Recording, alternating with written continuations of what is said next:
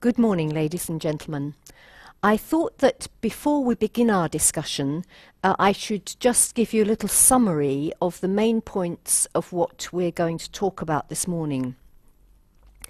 We're here to discuss the future, some people would say the fate, of our municipal swimming pool. Now, you will all know, of course, that this is a question of balance between the existing use and a new use, which we will talk about later. You all know, I'm sure, that the pool is now 150 years old. It's a historic building. It's one of the most beautiful and remarkable buildings in the city centre. It is a historic monument and it does have listing, B listing, but it is still an important monument. It's something that all the people of the city love.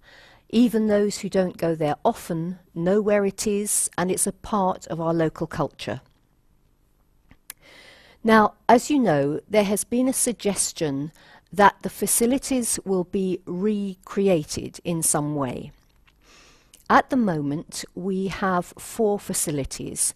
We have the main swimming pool, which is Olympic size, and this is mainly used by the general public, except on Saturday morning when there's training for local clubs. And I should remind you, of course, that we have had a number of Olympic swimmers raised in our city. There is also a small pool, 25 metres long, which is used mainly for smaller groups such as children, pensioners. I think there's an antenatal class there, and of course disabled people. Then downstairs we also have the Turkish baths and the sauna. Now, there has been a proposal from the city government that this facility should be changed. The plan is to take the hall in which the small pool is and recreate it as a multi-use facility for disabled people. There is also some suggestion that the room or rooms could be used for a local church to meet when it's not being used for the disabled use. Now, this in principle is fine. It's a very positive move on the part of the local government, and I'm sure we should all applaud it. But there may be problems. We have to look at the pros and the cons. From the point of view of pros, as I said, this is wonderful for local disabled groups. There are other places which would be more accessible, but the changes would mean that ramps would be built to allow wheelchairs into the building.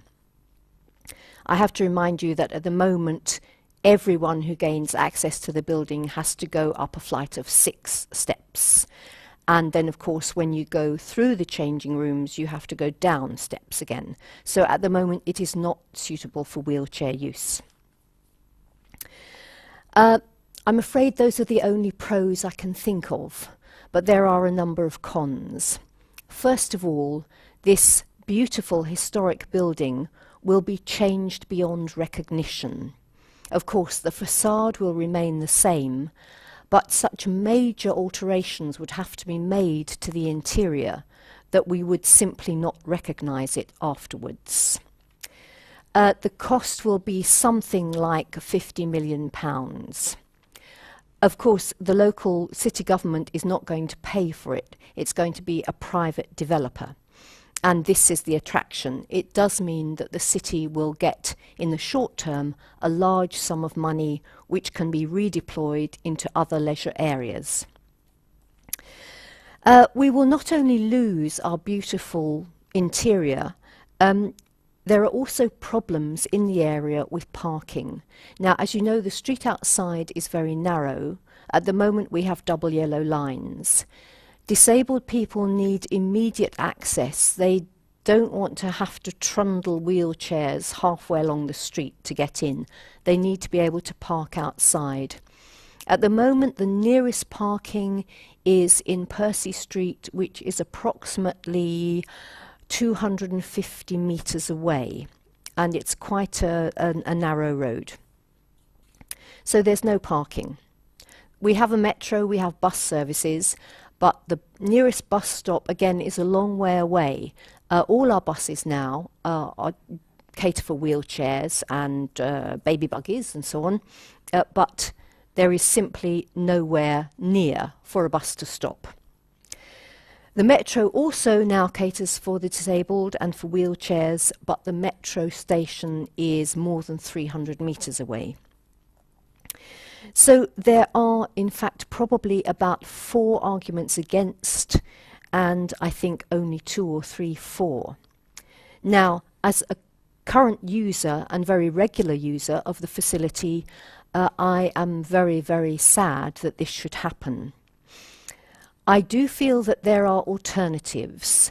We have a number of empty office blocks, as you know, in the north of the city. With the current economic climate, those office blocks will remain empty for some time. They are all brand new. They all have total equal opportunities access. They have entry on the ground floor, they have lifts, they have escalators. They're also very excellent buildings from the point of view of light and heating. They're very environmentally friendly.